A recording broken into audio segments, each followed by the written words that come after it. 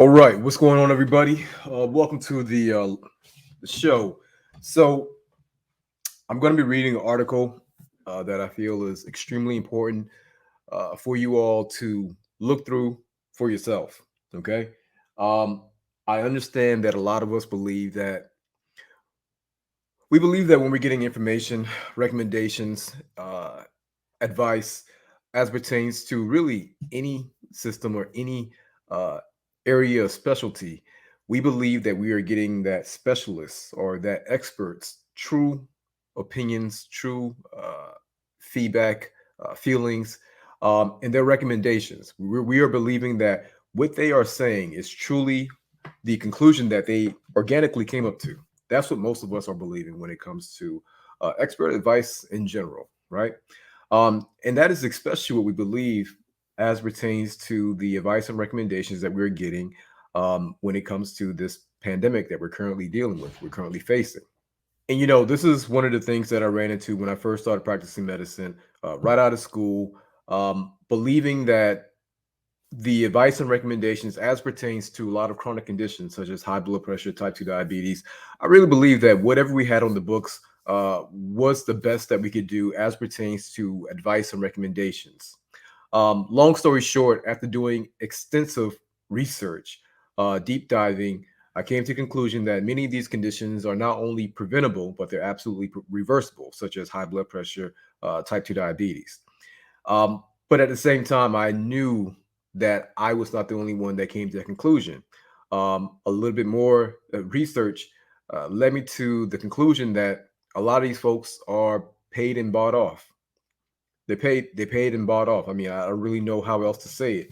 Um, but essentially, what you think is the truth and what you think is the best recommendations may not be the best recommendation. It may just be the most lucrative recommendation, the one that's going to increase revenues, the one that's going to generate recurring profit. That may be the best recommendation. And that was what I saw with type 2 diabetes, high blood pressure, and those chronic conditions, because those things are absolutely preventable and they're absolutely reversible if you put in the work and if you actually tell the patients what's going on, if you actually make sure the patient understands that this is something that was brought on by lifestyle. If you don't like it, if you don't like what's going on, then stop the lifestyle, improve the lifestyle, improve the things that you're eating, you're drinking, you're smoking, your movement, all those things, and these conditions will go away. So fast forward to today, 2021, also to start in 2020. Um, I was I've been paying extremely close attention to this whole pandemic, um, and even though I was paying very close attention, I started paying even more attention to it once the vaccine talks came out, and once people started talking in a way where this thing could possibly be mandatory, and that's where I have the issue. That's where I have the issue. The mandatory part is the issue for me. So that all brings me to looking at it to today, where we believe that now that the vaccines have been, one vaccine has been approved, and others have been, they're being used under emergency use authorization. They all have also authorized the booster shot.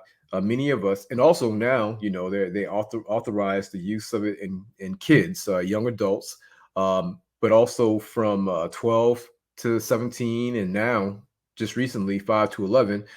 We believe that the experts have sat down, gone through the research, gone through the literature, looked at the data, came up to their conclusion, and made their honest recommendation. That is what we like to believe. We like to believe that the 17 to 0 vote that we have in front of us as pertains to the booster and as pertains to the actual pediatric recommendations with the vaccines, we like to believe that whatever we have as far as the advice and recommendations, it truly came from those experts looking through the science, the data, coming to their own organic conclusions and giving their honest recommendations. That is what we believe, and that is what they would like for you to believe.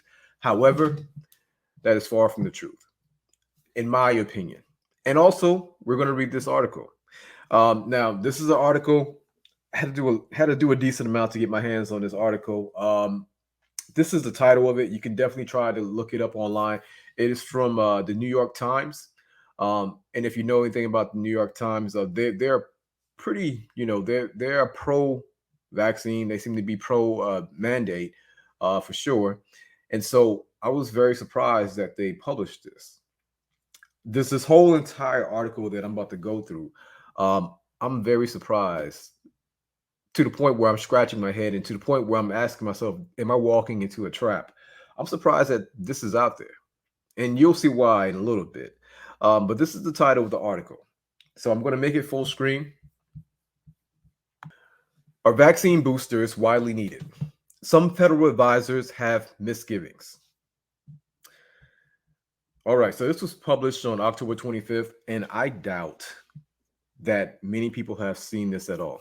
I doubt that many people have read this. I doubt many people are aware of this.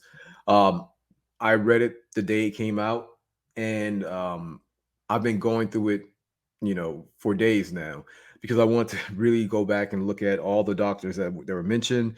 I was looking at all the links. I was reading through the comments, and I mean, just so much of it stinks. It smells of corruption. But I don't want to tell you all what to think. I just want you all to read this for self, um, and also make your own conclusion. But think for yourself. All right, think for yourself. So here we go.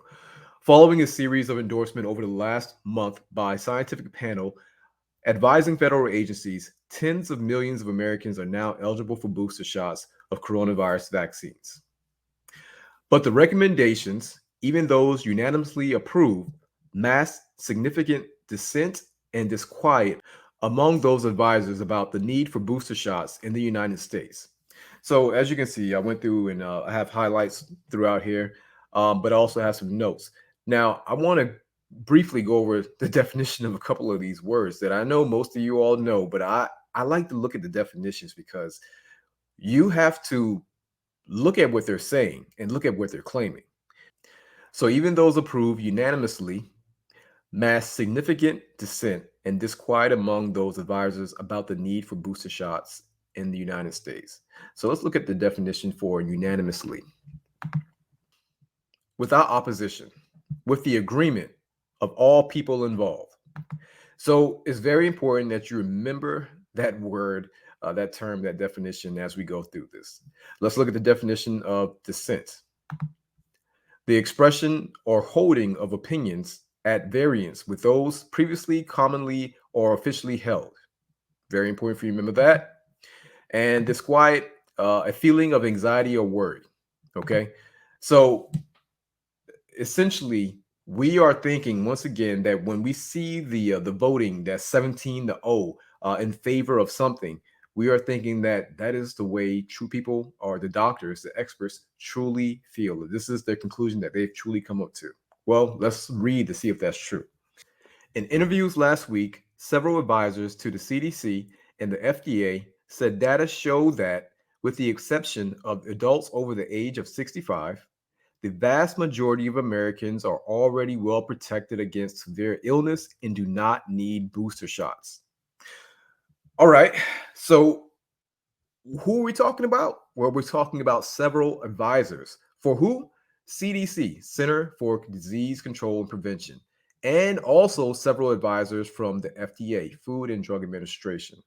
And what did they say? They said that the data, not some coloring book or some just random information. They're saying that the data show that, with the exception of adults over the age of 65, the vast majority of Americans are already well protected against severe illness and do not need booster shots. That's what the experts said, right? Not only do I agree, but I agree with this as it pertains to just vaccine in general.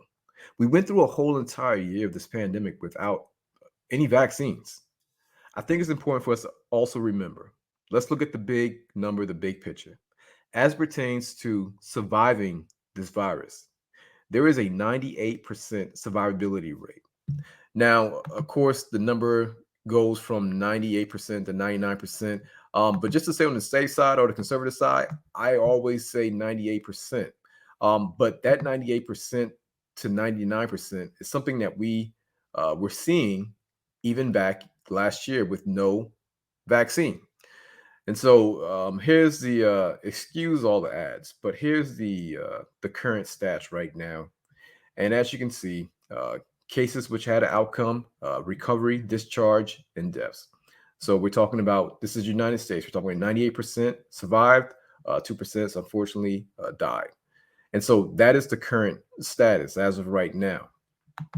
And so I think it's very important that we understand that this thing that they're pushing for aggressively, and I mean aggressive, you're going to see why I'm saying aggressive. We're still looking at a survivability rate of 98%. All right. All the advisors acknowledged that they were obligated to make difficult choices based on sparse research in the middle of a public health emergency. But some said they felt compelled to vote for the shots because of the way the federal agencies framed the questions they were asked to consider. All right, based on sparse research, once again, they're saying that they were obligated to make a difficult decision based on really little evidence. The evidence, they didn't have much to really work with. But some said they felt compelled to vote for the shots because of the way the federal agencies framed the questions that they were asked to consider. They're saying the way they frame the questions put these experts, these advisors, in a position that they felt compelled to vote for it. This is not me saying this. This is the actual experts. This is the people who actually were on the panels saying that the questions were framed in a way where they felt compelled. I mean, and it is just a dramatic example, but that's like me asking someone, hey, now I'm gonna ask you a question to make a pretty big decision, and I need you to answer it with yes or no. Okay, that's all you get. Yes or no. Um, do you like puppies, kittens, believe we should approve booster vaccines, like your little daughter named Abigail, who is 5 years old, who goes through to Windsor Elementary School, and you want to see her live a long and healthy life? Yes or no? That's kind of the way I'm getting this. I may be wrong, but it seems like they're framing it where if I say no for any one of those things, even if I truly feel the answer is no, things can go incredibly wrong, especially for little Abigail, right? And so this seems like what they're kind of hinting at as far as the framing of the questions, because you're going to see that again with the yes or no questions that were asked. Other committee experts said that they wanted to avoid confusing the public further by dissenting, or that they voted according to their views of the evidence and were simply overruled. All right. So remember when I asked you in the beginning of this, we like to believe that we are getting advice and recommendations from experts, and they are giving us their honest assessment and recommendations. What we are reading right now is that deterioration, which has been going on for a very long time, but we are actually witnessing and reading them tell us themselves that that is not the case. This is what this is saying. They voted according to their views of the evidence and were simply overruled.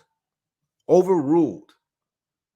Now, in the beginning of this paragraph, it says other committee experts said that they wanted to avoid confusing the public further by dissenting. So, dissenting, once again, this means that you're going a different direction. So, if everybody is saying yes and you're saying no, a vote 10 to 7 obviously shows that there are some questions. Everybody's not in agreement. And so what this paragraph is saying essentially is that they didn't want to confuse the public further by showing that they all didn't agree with it.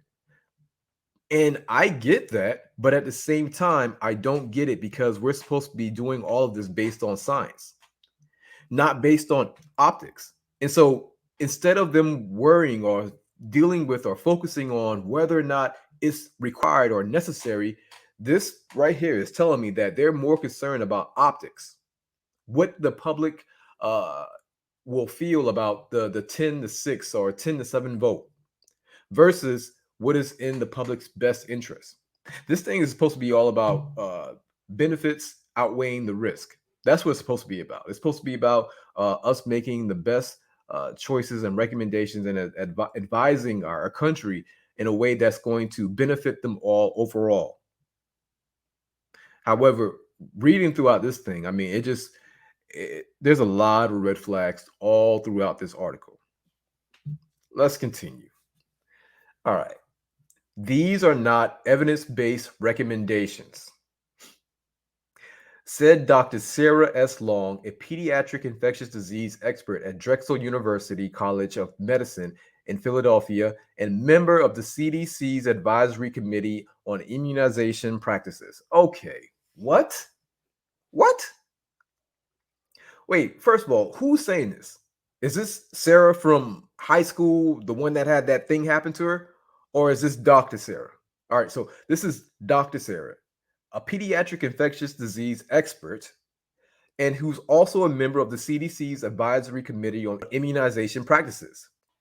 And she is saying these are not evidence based recommendations. Once again, the pretty little package of 17 to 0 that you were presented with as pertains to the boosters and likely a lot of the other decisions that have been made, we are thinking that these are evidence based recommendations. We are thinking that they are following the science. And you have one of the actual panel members saying that these are not evidence based recommendations. Following a series of votes, the official position of the FDA and CDC is now that among those who receive an mRNA vaccine, older adults, people with certain medical conditions, and those whose jobs or living situations regularly expose them to the virus can opt for a booster dose of any of the three vaccines. I don't think we have evidence that everybody in those groups needs a booster today, said Dr. Matthew Daly, senior investigator at Kaiser Permanente, Colorado, and member of the CDC Advisory Committee. So once again, I mean, a lot of doctors. Everybody keeps on, asking that question: Are you a doctor? Are you a doctor? Are you a doctor? People are asking that question to everyone who has an opinion that goes against the mainstream narrative. Every time you have a question that is questioning mandates for the vaccines or anything like that, are you a doctor? Are you a doctor? Are you a doctor?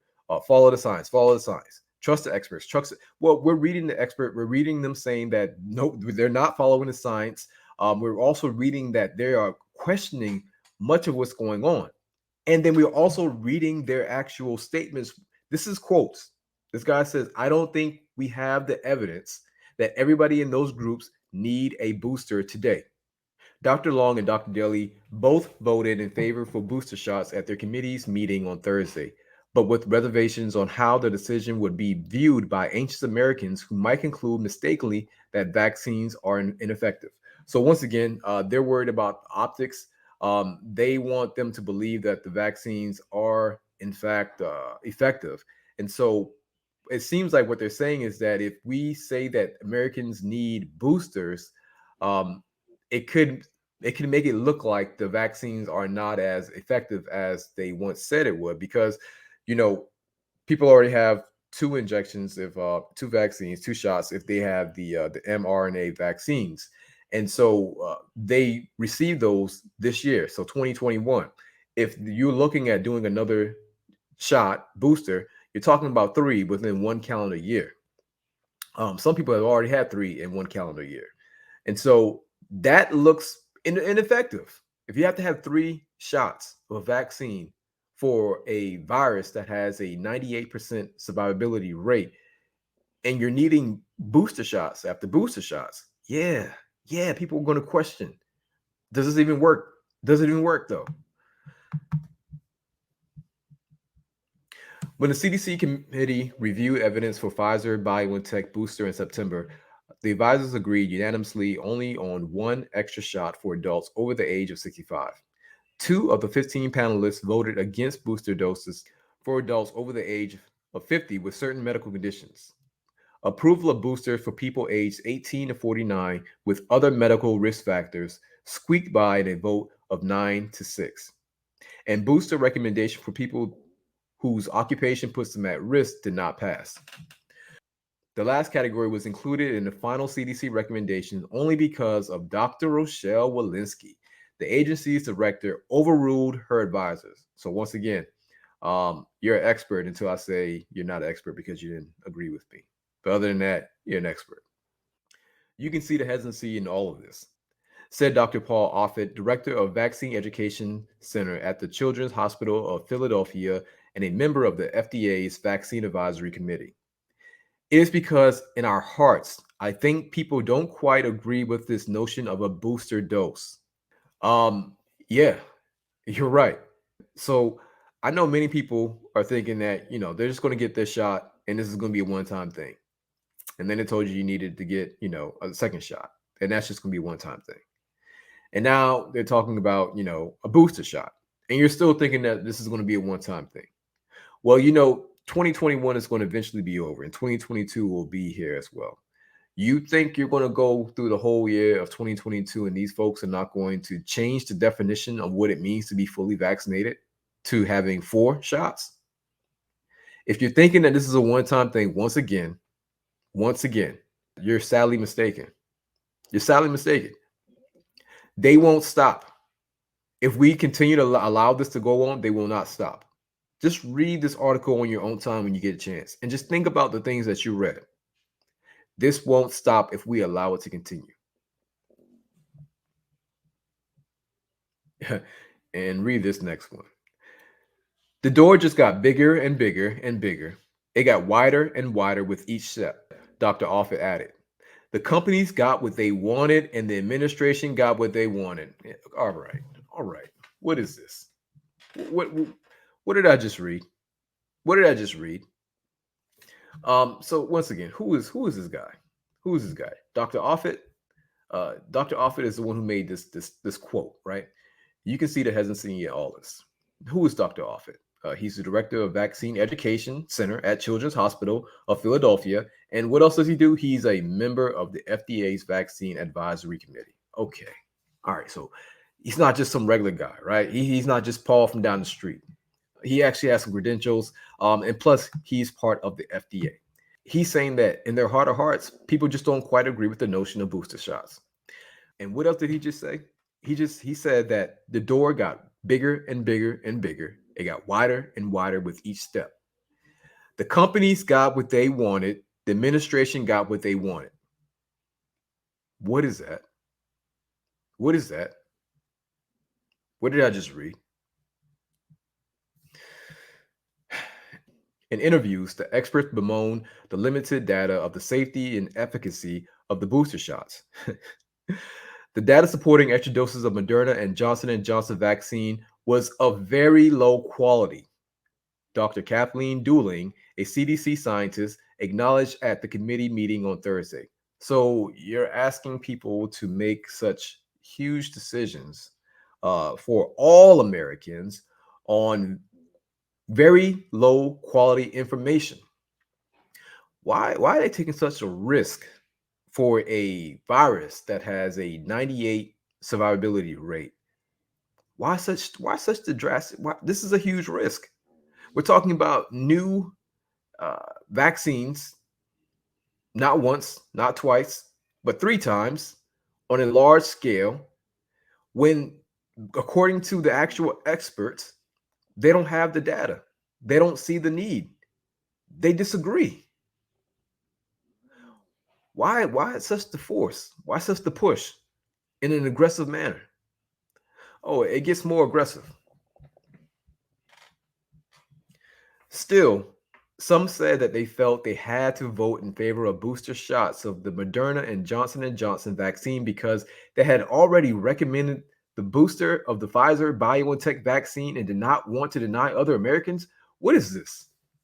What am I reading? Like some Sesame Street after school special? And you're going to see why I said that. The problem that troubled me is that we don't know if the boosters are necessary, said Dr. Cody Messner, a professor of pediatrics at the Tufts University School of Medicine and member of the FDA Advisory Committee. But if you're going to do it for one group, I think fairness kind of dictates that you have to do it for all groups, he added.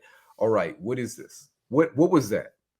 What kind of Sesame Street, eighth place trophy. What is that? If you're going to do it for one group, fairness kind of dictates that you do it for all groups. How about what the science says? What does the data and the research show? Does it show that it's needed, that it's required? Does it show that it's effective? Let's not worry about people's feelings. Let's not worry about the fifis. Let's just worry about the actual hardcore data statistics. Let's go with logic. I don't understand why we're talking about fairness and kindness. If the data does not support the need for boosters or vaccines in general for certain groups, then why do it just because we don't want to leave them out as far as fairness goes? Because that type of talk, that type of talk right there, um, I have a huge problem with that because it definitely tells me that there's something else going on, and you're not doing this based on the data. You're not doing this based on what everybody else is saying, the science. You're not following the science if you're going off of fairness. So if they got two, we got to give them two as well. You can't just give them one. But what does the science say? This is like trying to deal with kids right now. I mean, in interviews, panelists were hesitant to voice their discomfort, saying that they did not want to undercut the final decisions from the committees. So, in other words, the panelists disagreed, or at least they had some problems. They were not comfortable with the final decision, but they didn't want to say anything because they didn't want to undercut the committee's final decision. Although I kind of feel like that is your job. Kind of feel like that's what you're there for. It's hard to show some of the misgivings because we don't want to have mixed messaging, said Dr. Camille Cotton, an infectious disease physician at Massachusetts General Hospital and a member of the CDC committee. But several panelists who did not wish to speak on record said privately that the final recommendations for booster shots were inevitable as soon as President Joe Biden promised them to all adults. All right, here we go. We are in a very difficult position to do much of anything other than what everybody has already announced that we've done, said Dr. Long, one of the few to publicly express her unhappiness. Okay, so because President Joe Biden already wandered on stage and said, boosters are going to be made available and this is going to happen and this is going to happen, um, these experts are saying that they're having to forego their official expert recommendation and advice and just kind of do what President Joe Biden has already said was going to be done. That's what they are saying. The expert. That's what she's saying. I'm not making this up. That's what they're saying. These are quotes. These are quotes. Some administration officials pay lip service to the science and evidence, she said. Lip service, huh? Experts outside these committees also said that President Biden's promise of a booster in August made it difficult for agencies to weigh the data objectively in September and October. What? Are you kidding me? Are you kidding me? So Joe Biden is making your medical decisions. Huh? That's who your medical expert is? So I don't know if you all remember, but not too long ago, I believe back in August, around the beginning of September, you had two of the top vaccine regulators for the FDA step down. They resigned. The name was Dr. Uh, Marion Gruber and also Dr. Philip Kraus. Now, these were vaccine regulators that worked for the FDA, and they resigned because neither of them believed that it was enough data to justify offering booster shots. But President Joe Biden had already went on stage and said that, and so they did not agree, they did not appreciate, and they didn't like the pressure that was coming on them to authorize the use of the boosters, and so they resigned, or at least that's what the article was saying.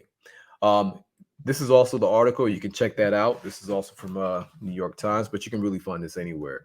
All right, so let's get back to that. So, I mean, really, essentially, these people are resigning because they're not being allowed to do their job. I mean, these folks had that position for 20 plus years, I believe 30 years. And they're just resigning because it said essentially, before I make a decision on these vaccines that I don't agree with, I'm going to just step down. And that's what you saw with them. Um, and now when I read this, it's saying pretty much President Joe Biden is making the medical decision since he went up on stage and said what he said back in August. It made it harder for these agencies to look at the data objectively because they know that regardless of what they're looking at, they have this feeling, this overwhelming feeling that they have to approve it or authorize it no matter what. The perception is that the horse is out of the barn and there's not really much you can do at this point, said Dr. Celine Gounder, an infectious disease specialist at Bellevue Hospital Center who has previously advised the Biden administration. The fact is, you can't have this confusing mess. It's going to create more problems, she added, referring to mixed signals from the White House and federal scientists. Much of the dissent in recent hearings sprang from one central connection that the coronavirus vaccines, like nearly all other vaccines, should be used to prevent illness severe enough to require medical attention, not milder infections. Okay. All right. Um, so essentially, this is going back to common sense use of vaccines. So I don't know if you all remember, but back in it was a long time ago, like back in 2019, vaccines used to kind of be one of those things where uh, it was recommended for certain groups. This is the first time that you have a vaccine uh, being pushed worldwide and mandated in a lot of places for all groups, regardless of status. And a lot of vaccines, especially when we look at the ones such as the flu, those are largely recommended for people who are vulnerable and older. That's who those are largely recommended for. Now, they try to push them for everyone, but a lot of times, you're supposed to offer these more so to the people who are vulnerable, those who are older, those who have multiple medical conditions, those who have compromised immune systems, and so on and so forth. But even then, it is still that individual's choice to take that vaccine or not. However, with this vaccine and this virus, which once again, I have to say, 98% survivability rate, we see this aggressive push. We see this aggressive push for everyone, regardless of your status, regardless of your age, regardless of your comorbidities, regardless of your prior infection, regardless of your religious exemption, regardless of your medical exemption, regardless of any and everything. They will literally force you out of your job, force you out of your career, your livelihood, put millions of people's lives in danger because of the shortage that's coming. Whether we're talking about workers or supplies or uh, really anything, you're literally putting millions of people's lives in danger because of this mandate. When it didn't used to be like this. There used to be a time when people would just recommend vaccines because you were traveling a certain place, and so it makes sense for you to get this vaccine. Or you have multiple comorbidities. You have, COPD, lung cancer. You have multiple things, so get this vaccine for flu. There used to be a time where medicine was personalized based on you, and so we now have this creep, this mission creep of medicine for all, no matter what. And that's what they're saying in this paragraph is that much of the dissent in recent hearings spring from one central contention that the coronavirus vaccines, like nearly all of the vaccines, should be used to prevent illness severe enough to require medical attention, not milder infections. Most of the infections that we've seen from this virus have been overwhelmingly mild. Thankfully, thankfully. And when it comes to the kids, the children, it is thankfully been extremely mild. Thankfully, once again, the kids have not been affected by this thing much at all, and the numbers of kids who have unfortunately died from it has been very low. Thankfully. However, this aggressive push for everyone, and now even for the babies, the kids, It just doesn't make sense, especially when you see so much disagreement with these decisions that we're seeing. Once again, we're thinking, oh, 17-0, it was unanimous. Everybody agreed. The science must be strong. No, that's not what we're seeing at all. The bulk of the evidence presented to the federal advisors demonstrated only that the original immunizations were waning in potency against infections. The vaccine seemed to be holding steady against severe COVID 19 and death, except perhaps in older Americans. I don't think we're ever going to see 100% protection from any vaccine, Dr. Cotton said. The goal of getting to zero is an evanescent one and unfortunately not really achievable. So, once again, a lot of people are really thinking that we're going to crush this virus, that we're going to eradicate this virus. That is not going to happen.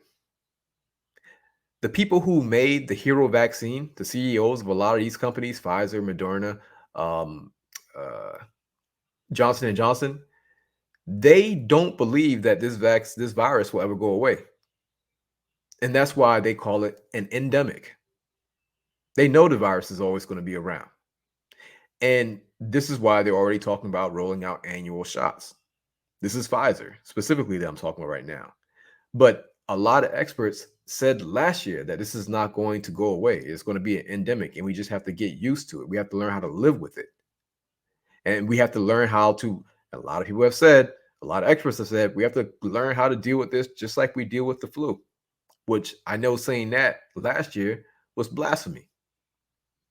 However, we're almost 2 years into this thing, and it's showing that we are closer to that than anything else. Definitely, thankfully, not to what they were trying to make it out to be. And so, this idea that we're going to completely eradicate it is false. It's not going to happen. That should not be the goal.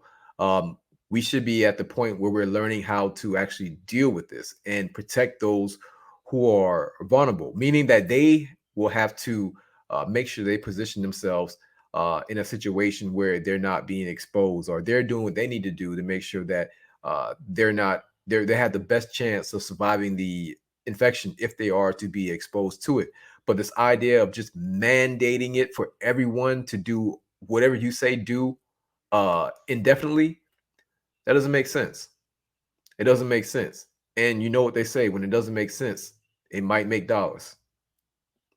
So because this doesn't make sense, you're pushing a lot of people to conclude or come to a point where they don't trust the experts. They question the experts. They question their decision making. They question their integrity. But this is all being done by you all. This is not the people. Like, you're trying to put it on the people, or you're trying to put it on the influencers for causing misinformation. But once again, you all, the experts, are the source of the misinformation. The Dr. Fauci's of the world, who this guy just can't help himself when it comes to lying. The Joe Bidens, the Rochelle Walensky's, the Leanne Wins. Like, it's you all. You all are the ones that's causing this misinformation. You're causing this confusion. You're saying one thing one day and then doubling back and saying a complete different thing the next day, while not even acknowledging that you were wrong, or you misspoke, or that was a mistake.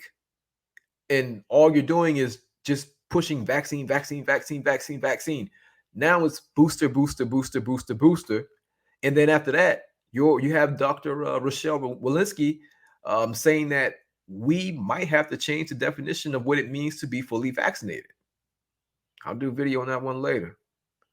Um, but it doesn't make sense. So it must make dollars, and that's a position that you put a lot of people in. People are using it because they're so anxious about COVID and anxious about the state of affairs in the world, she added, referring to booster shots. Generally, scientists on two committees were asked to vote yes or no on questions posed to them by federal agencies they were advising. In some cases, committee members said they voted one way or another simply because of the way those questions were phrased. So, once again, phrasing questions in a way where if you say no or if you say yes, this is going to look bad. So choose your answer wisely. So once again, yes or no, the only thing you can say, do you like puppies, kittens, approve for authorization of the booster shots, love your daughter Abigail, want to see her do great things in life? Yes or no? Yes or no? Now, of course, you may say yes to two of those things, but one of them you want to say no to, or you want to put more input on. But if the only choices are yes or no, look, come on, man, you can get whatever answer you want. You can frame this thing to get whatever result you want. In December, when FDA advisors evaluated Pfizer BioNTech vaccine for people ages 16 and older, the evidence for its use in 16 and 17 years old was limited. Once again, these are the future of our country that they're just making decisions on with limited information. Dr. Akana Chatterjee and three other committee members voted against the vaccine and were criticized for it.